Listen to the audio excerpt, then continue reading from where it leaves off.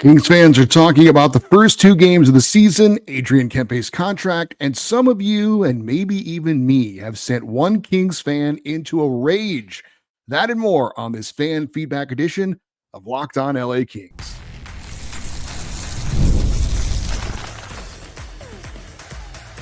You are Locked On Kings, your daily podcast on the Los Angeles Kings, part of the Locked On Podcast Network, your team every day. Hey, Kings fans, welcome to Locked On LA Kings, part of the Locked On Podcast Network, your team every day. Thanks for making Locked On LA Kings your first listen every day. We are free and available wherever you get your podcasts and on YouTube. Today's episode is brought to you by FanDuel. Download the FanDuel app now by visiting FanDuel.com and win $300 in bonus bets if your first $5 bet wins. I'm Eddie Garcia, your host of Locked On LA Kings. I've worked in sports media for the past 30 years. Also one of the co-hosts of Locked On NHL Game Night, a nightly podcast and YouTube show that wraps up the night in the NHL, and a passionate LA Kings fan for over 30 years. Well, 2 games down, only 80 more to go as the Kings season is underway, and already we have a wide range of emotions from Kings fans in turmoil after the loss at home in the opener to Colorado, resurrected by a thrilling comeback in the game in Vegas on the second night of the NHL season. Some of us are a little less reactionary, but such is life as a hardcore Kings fan. Let us start with some reactions from the first 2 games of the season, and we start with Dario in Arizona. He says, I felt the Kings let Colorado manhandle them. The last cross-checking penalty by Clarke wasn't smart, but I felt that Colorado should have gotten a penalty for going after Clarke when the puck wasn't close to him. Kings need more grit. Too bad Perry wasn't there. Go Kings go. And that was Dario in Arizona. I saw some posts about Jeff Malott better get used to fighting a lot this season because the Kings are getting pushed around and he has to stick up for people. I don't think that's true. And I honestly, in this game against Colorado, the opening game, I didn't notice the Kings being out physical. Yes, there was that big time hit on Warren Foegele, which brought the response from Jeff Malott. But overall in the game, I didn't think that one of the issues for the Kings is that they were not matching Colorado's physicality, or that the Avalanche were just way more physical than the Kings. Alan in Santa Rosa checks in. He says, okay, you said it, and I agree. The Kings' talent just doesn't match up with the obvious teams in our division. I love Kempe, but hear me out. Maybe this is their chance to use him as a trade chip along with others to make a mega deal and shock the hockey world by making a run at David Pastrnak of the Boston Bruins. I feel he is easily a top 5 player, and the Bruins seem to be in a weird rebuilding mode. While we're at it, we could eat the Swayman contract for them. I know it sounds far-fetched, but do we have the trade capital? But we do have the trade capital to make it work. And after all, Boston loves trading Hall of Famers to LA. Look at Mookie Betts. Go Kings, go Dodgers, go. And that was Alan in Santa Rosa. Well, I do think David Pastrnak is a top 10 forward. I don't think he's a top 10 player, but I hear what you're saying. And he is that type of a player for sure that, if you want to get into an arms race with the Oilers and the Avalanches of the world, it would help to have an elite forward like that. But first off, David Pastrnak has a no movement clause. So unless he wants to come here, it starts and ends right there. He is 29, just like Adrian Kempe. Pastrnak is making $11.25 million per season for the next 5 seasons. That includes this year. That's probably going to be in the ballpark of what you may be paying Adrian Kempe. Obviously, Boston would want more than just Adrian Kempe in a trade. They're not going to just swap Kempe for Pastrnak. So who else are you going to send to Boston? Is it going to be Liam Greentree? Is it going to be a first-round pick, a late first-round pick? So, and then there's also the question of, is David Pastrnak going to be the same David Pastrnak in LA as he was in Boston because of the way the style of play. And for those of you that don't know, maybe David Pastrnak, he scored 40 goals or more in each of his last 4 seasons. He had 43 last year. Adrian Kempe has had 1 40-goal season in his career. So yes, it's an upgrade offensively, probably not defensively. It's not the craziest trade idea I've ever heard of, actually. But again, does David Pastrnak want to come here? My guess would be no, because frankly, LA is not a place where big-time goal scorers seem to want to come to because of the style of play. And, numbers, goals, ask Adrian Kempe. that equates to dollars and money and how much you get paid. So, yeah, I mean, it's and then the Swayman thing. I don't even want to get into Swayman and all that. I don't. And you said we had the draft capital to make that happen. I don't know that that's the case actually, unless you're going to trade one of the young goaltending prospects. You're going to trade Carter George as well, the future in net for the LA Kings. So, yeah, Pasternak is a guy who could fit the bill for the Kings in regard to having an elite forward. But again, does he want to come here? If he doesn't, then it doesn't matter. Brian in Mission Viejo checks in. He says, like many fans, I was disappointed with the opening game outcome. To their credit, the Abs do have superstars on their roster, and they played great. The second period was hard to watch as we came unglued defensively. Pretty bad. I was not impressed with CC or Dumoulin. I agree we overpaid for CC. Watch the highlights from the Vegas game, and their first goal, CC assisted on them in the neutral zone. Appears that Holland wanted his size and experience, not skill and hockey IQ. Last night's game in Vegas was one of the most exciting games I've seen in a long time. It was refreshing to see Byfield and Clarke up their game to get it done. I do agree with you that I feel like he's going to have a better year this year than last year. Just hope he doesn't wait until the second half of the season to shine. Despite a great win, I was worried about the performance of a few players, namely Drew and Anderson on the PK. Also, the unnecessary penalties caused us to lose a 3-1 lead, and if we want to win, we need to fix this early in the season. I wasn't very impressed with Forsberg, but it was his first game with us, and Vegas also has superstars on their roster. Thoughts? And that was Brian in Mission Viejo. Yes, obviously, Cody Ceci and Brian Dumoulin are not off to the start we would all like. I think we should probably give him more than 2 games, although it hasn't been a great 2 games. Maybe I would say look, fans are going to evaluate players shift to shift, game to game. But realistically, if you're going to be fair, I would say give them at least a month. They're new players in a new system on a new team with new teammates. So I am going to kind of reserve judgment until the first month of October, and then we'll kind of check in and see where they're at. I agree. Great to see Q and Clarke step up and make plays in the win over Vegas. Those guys are, we believe, the future of the organization. So to see them both step up and even combine on the game-tying goal was very, very cool.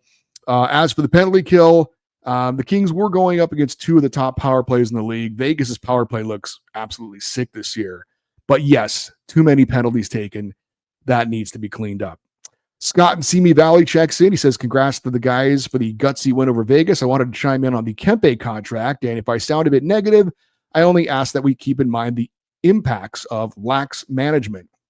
The problem with the GM overpaying $1 million here and $1 million there, especially for marginal players, is that when it comes time to keep top players who should get those extra millions, the GM feels that he has to play hardball. Ken Holland has brought the Kempe problem on himself.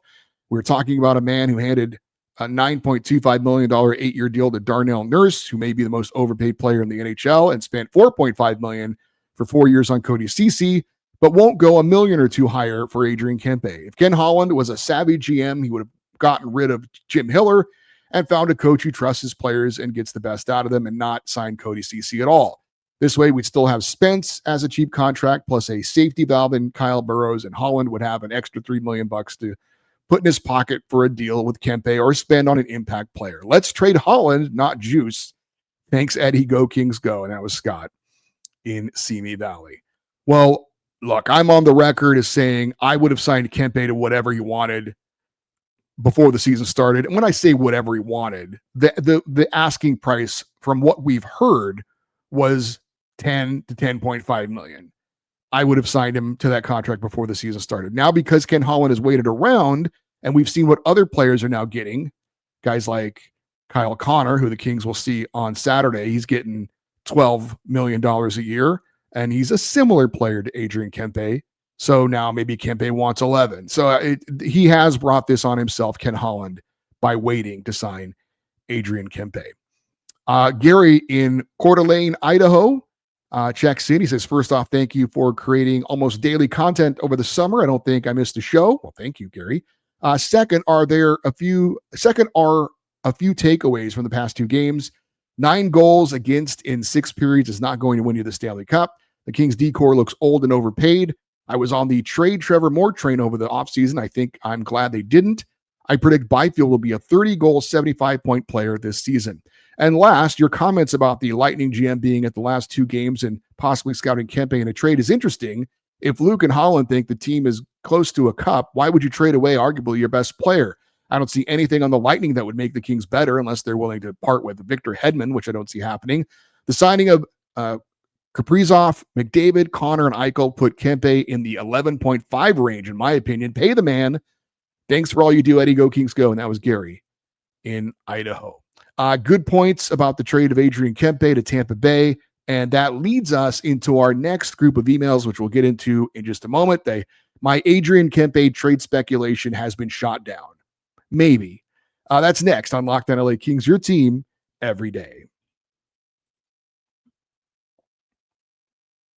The NFL season is here, and FanDuel is making sure you're ready for kickoff with a can't-miss offer right now. New customers can bet just $5, and if your bet wins, you get $300 in bonus bets to bet across the app. I love using FanDuel because it fits however you want to bet. Player props, build a game, same-game parlay, or you can even jump in live as the action is unfolding. It makes every game more exciting, whether you're watching your team or just keeping an eye on your fantasy lineup. It is quick, easy, and the best way to add a little more energy to your Sunday. So are you ready to play? Download the FanDuel app now by visiting FanDuel.com to get started. That's FanDuel.com to place your first $5 bet.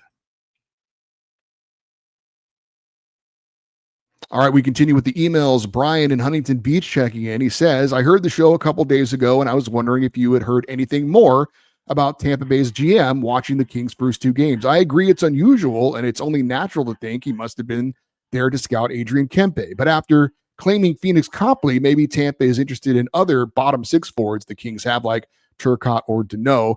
However, if the deal for Kempe is in the works, who on the Lightning would you like to see playing for the Kings? Mixed feelings about the third jersey. Love the crown on the front, but would have liked to have seen purple stripping. Purple stiping? He would like to see purple incorporated into the design, or maybe a purple outline around the numbers. And lastly, do you have any inside info as to why the Kings and Jesse Cohen parted ways? Thanks for another great week of shows. Go Kings go. And that was Brian in Huntington Beach. Well, we have another email coming up about the Lightning GM, Julien BriseBois, being at the Kings' first two games, so I'll save my response after we read that email. I do not know why the Kings parted way with Jesse Cohen, who was the host of Kings Talk. I do know the person who has replaced him. He was a guest on this show, Sam Batesh. He and I worked together for many, many years at the Fox Sports Radio Network. I know Sam has a relationship with the people over at 710 ESPN, which is the local radio affiliate that is carrying the LA Kings this year. And I think that probably had something to do with it. I know Jesse's still covering the team as a freelancer, and make sure you keep up with what he's got going on. He's on social media and he's putting things out there. So we'll see if Jesse can come on this show as he was a guest before, and hopefully he'll continue to be a guest later on in the season. Warren in San Diego, he says, a whale's vagina. If you know that joke.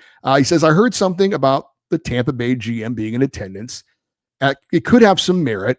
He was in attendance, though, because he is scouting for Team Canada for the upcoming Olympics. But to entertain this potential trade and all the recent contract signings, I'm reminded of a quote from world-famous investor Howard Marks. Quote, there is no asset so good that it can't become a bad investment if you pay too much for it, end quote. Maybe Kempe at 11 times 8 is too risky. If we make a trade with Tampa Bay, who do you think we give up and what do we get in return? Wondering two scenarios. One, what would you need to get for a Kempe trade only? And two, would you add any additional LA King assets to trade to get back more from Tampa Bay or another team? I'm guessing both teams are in a win now mode. Also, my friend Santi says that you will read anything on Fan Feedback Fridays. So I'd like to prove him wrong with I'm locked on Eddie Garcia. His second Anchorman reference in this email. Thanks for locking in another season. I really enjoy your daily commentary. I am bricked to the sky for what the Kings can do this year. And that was Warren in San Diego. Bricked to the sky is a term I am not familiar with, but I'm guessing you're fired up. So yes, it was pointed out to me on social media and on some YouTube comments that Lightning GM Julien BriseBois is the GM of Team Canada. And so that does make some sense that he could be looking at Quentin Byfield, who is a bubble player to make the Canadian Olympic team. So Perhaps so much for my theory that he was actually here to look at Adrian Kempe. It's probably more likely that it is the Team Canada thing, although it's still a little unusual that he would watch two Kings games. I'm sure if that's the case, maybe he was watching, Vegas and Colorado as well. But yes, the trade with Tampa Bay. When you really kind of look at it and you look at their roster, it doesn't really make sense. There isn't much over there. Now, maybe there are some nice prospects in the Tampa Bay organization that they'd be willing to part with for a player that can help them win now, because you're right, they are in a win now mode, but the Kings aren't in that mode. They aren't looking to get prospects. The Kings want to win now too. So the Kings and the Lightning do not seem like they are trade partners. Dylan in San Diego. He does not include the whale's vagina thing. The Kings should not find a replacement for Phoenix Copley. I think that at least for this season, they should roll with Eric Portillo as the number one in Ontario, with Isaiah Seville as the backup. They got to let these kids play in order to be ready for the future. Kemper can only be around for so long, and with Slukinski and George coming up soon, Portillo needs a year to develop himself. Having him platoon to the vet is only going to hamper him, in my opinion. Also, please give a good recap of the game on Saturday against Winnipeg, as I won't be watching. I'll be too busy getting married to my beautiful fiance, Amy. Here's to another solid season at the Castle. Go Kings, go. That was Dylan and possibly Amy in San Diego. Congratulations, Dylan. I hope you guys have an amazing wedding. It's a good reason to miss a Kings game if you have to. So all the best to you guys on your wedding. Hope it goes well. As far as your point, I agree with you. Eric Portillo needs to be the number one in Ontario. He needs to get most of the starts. But I don't think that would change if the Kings went out and got a veteran backup. They wouldn't get the veteran backup because they want to split time with him in Ontario. They would want him to be this veteran backup. They would want him to be kind of the emergency backup for LA if something were to happen to Darcy Kemper or Anton Forsberg. So it's not really about the AHL. I think Portillo should get the lion's share of starts for the Reign. It would just be as insurance for something in case, Anton Forsberg gets dinged up and has to miss a couple of weeks or something like that. You'd have someone with some NHL experience that you could turn to in that case. Right now, it would have to be Eric Portillo, and he's had one NHL start. Our next email comes from Human, and if I remember correctly, I'm pretty sure he was around my parts. I think he was in Ranchos Palos Verdes. If I'm wrong about that, Human, I apologize, but you didn't include your location, so it's really your fault. Human says, thanks for keeping us entertained in the offseason, and I'm super hyped to tune in every day for the regular season. Brandt Clarke has got to be the best thing to happen to the Kings in a while. He shows so much confidence and dog in him for such a young player, while other D-men on the Kings, or what other D-men on the Kings crashes the net that hard, let alone down one with a few minutes left. I'll cry my eyes out if he ever leaves. Other than the OGs from the cup-winning team, Clarke is my favorite King of all time. Side notes, I think Kuzi's going to have a fantastic season. Honestly, what a pickup by Rob Blake. I've liked Dumoulin so far. No way Kempe isn't a King next year, right? All the best. And that was from Human, I think, in Rancho Palos Verdes. Brandt Clarke is certainly a fun player to watch. Obviously, I made my feelings about him in the offseason being getting an opportunity to be more of a part of this year's Kings team being a priority. He definitely does have an edge to him, and it looks like he's playing with a lot more of that edge so far this season. He and Corey Perry on the ice together should be interesting. Obviously, the goal that he scored against Vegas to tie it up, that's a huge goal. And yes, love to see him going hard in the net like that. That is very cool. And he's definitely not a player that lacks in the confidence department. As for Adrian Kempe, I'll be shocked if they don't get something done with Kempe this season. But until it happens, some of us will obviously continue to be a bit worried about it. I, and maybe you, have sent one Kings fan into a rage. Details on that next on Locked On LA Kings, your team every day.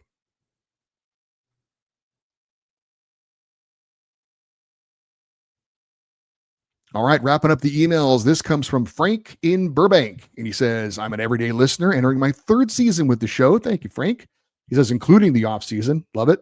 I always enjoy hearing your take on things, and we agree on most and have similar mindsets when it comes to our LA Kings. As such, I too have been a big fan, or I haven't been a big fan of Jim Hiller.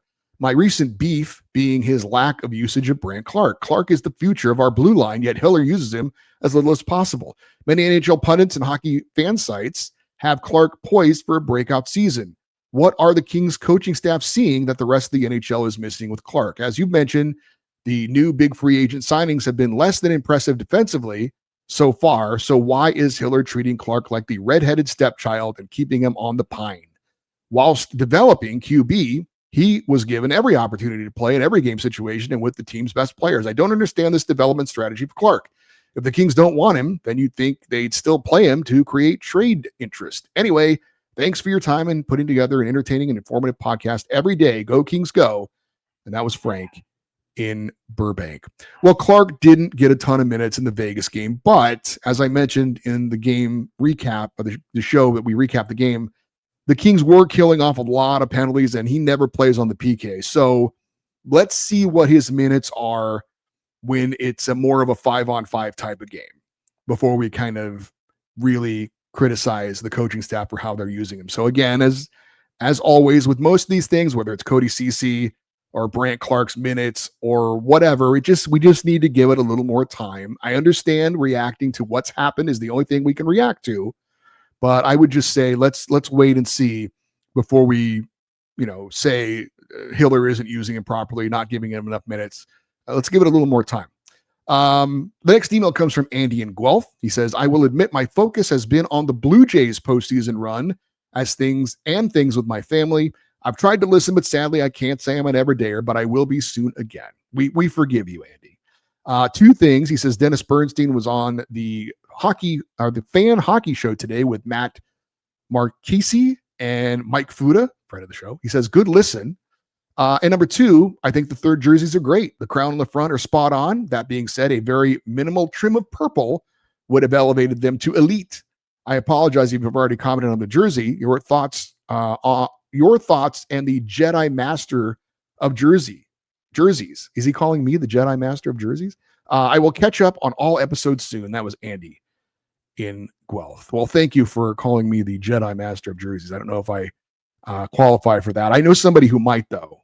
Our guy, LA Kings Steve, who has like 90 jerseys. He already has the new jersey. He showed me a picture of it, but he and I love jerseys, so we talk often. We have a lot in common. Anyway, Dodgers Blue Jays World Series, by the way, that would be interesting. Although as I mentioned baseball, I do have to pass on our condolences to our Kings sister Emily from Pennsylvania, who was a big Phillies fan. That was a tough way to lose that final game. I very much like the jerseys, and I even like the helmets too. I agree with both of the emailers who said they would love to have seen a little bit of purple in it. I love purple. If you're watching on YouTube, I'm wearing some purple right now. So that would have been, yes, I agree. That would have been a nice touch to subtly get some purple in there somewhere, right? Spike in Fremont checking in. He says, when you talk to Jim Fox before Tuesday's game, can you ask him why he's decided to do less games? Is he not going past a certain geographical point like Vince Scully did later in his career, etc.? Go Kings, go. And that was a short and sweet one from Spike in Fremont. Obviously, I was not at the Kings home opener. There was a work emergency. I had to fill in for someone, so I didn't get a chance to talk to anyone. And maybe not many people caught that. What Spike is talking about when I interviewed Jim Fox, he kind of threw something out there at the end that he is scaling back his broadcast duties. And I have to assume that this is a bit of a prelude for him eventually stepping away. Like when broadcasters do this, he mentioned Vince Scully, cut down on the travel. Usually when broadcasters do that, they're kind of transitioning out of the job. So, I know that when Nick Nixon retired, I asked Jim Fox in an interview with us if he had an exit strategy, and he's just said yes, and he wouldn't elaborate on it. So Jim Fox has been the broadcaster for the LA Kings for every Kings game I've watched locally. Everyone. Certainly losing Bob Miller was tough. Losing Jim Fox is going to be very tough as well. And he's not done yet, or he hasn't announced it, but I think you put two and two together. He's scaling back his workload, And maybe we're seeing the final season or two of Jim Fox. So I think honestly, he's amazing. He's been great. We've been spoiled by him as Kings fans, and I absolutely believe. And I'm not saying this just because he is who he is. I believe Jim Fox belongs in the Hockey Hall of Fame as a broadcaster. I think he's been that good for that long, and a lot of us have. I mean, I'm in my 50s, and he's been, like I said, he's been the voice of the Kings for every game that I've watched. That was a local game. Brian, okay, here we go with the fan that's very angry. We have a lot of Brians who listen to the show. This is from Brian in Parts Unknown, and I went back and checked, and I don't believe he's ever emailed the show before. So this is not one of our usual Brians. This Brian says, and he sent in 2 emails. The first one said, "No wonder the Kings can't attract top free agents. The Kings have the most pathetic, spineless, uneducated, crybaby, fake fans in the entire NHL. Most of them are happy to sell out our entire season over one bad game. The phony Kings fan base does not deserve great players like Kempe, Kopitar, and Doughty. We don't deserve a cup contending team. Moving to a city that actually supports their hockey team has really opened my eyes to how truly pathetic and disloyal the LA Kings fan base has become." And then he followed that up with this brief email.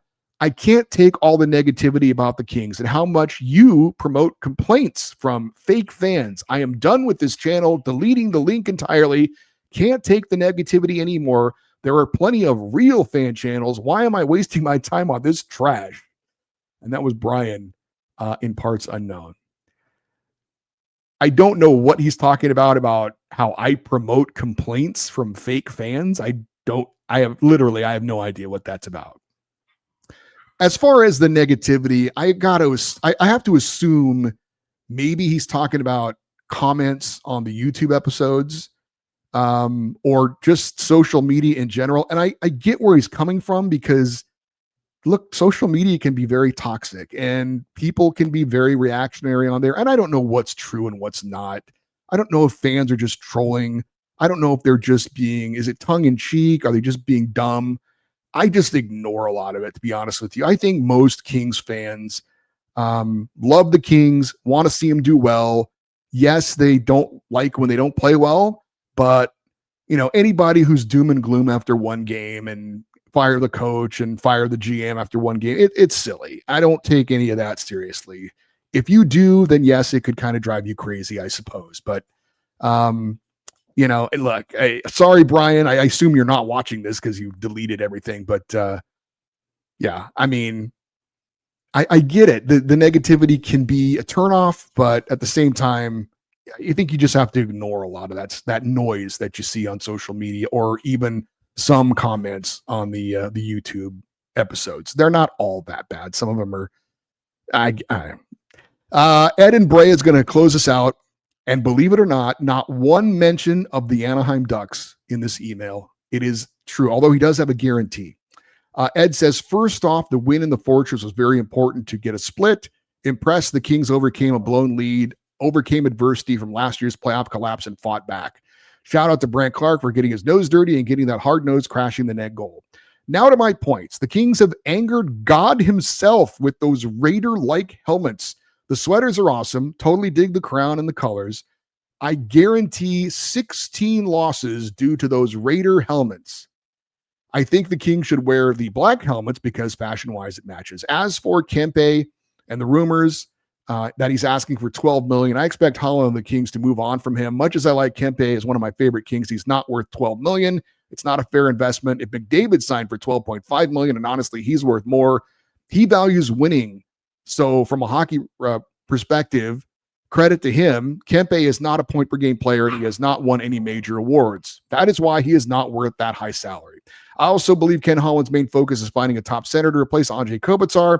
I like it when my favorite players on my favorite team put winning first, and of course, getting a good, fair deal.